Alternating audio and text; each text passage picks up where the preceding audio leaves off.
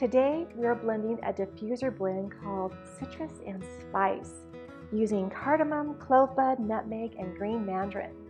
This time of year, I love blending with the spice oils. Think warm and cozy, snuggling in and nurturing. So let's blend. Use your favorite diffuser. I'm using the Moonglow, and fill it with water according to your own specific diffuser's directions. Mine uses tap water. Fill it in here. I'll set my water off to the side, and we're going to add 1 drop of each oil. 1 drop of cardamom.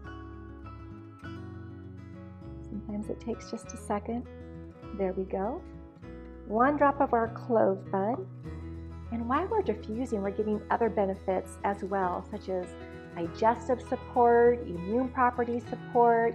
It opens up our respiratory breathing, and it's cleansing the air all at the same time. 1 drop of clove bud. There we go. And if you get an extra drop, don't even worry about it. 1 drop of nutmeg. There we go. And 1 drop of green mandarin. And of course you can use sweet orange or any of the citruses as well. They go beautifully together. Now we'll put our diffuser back together.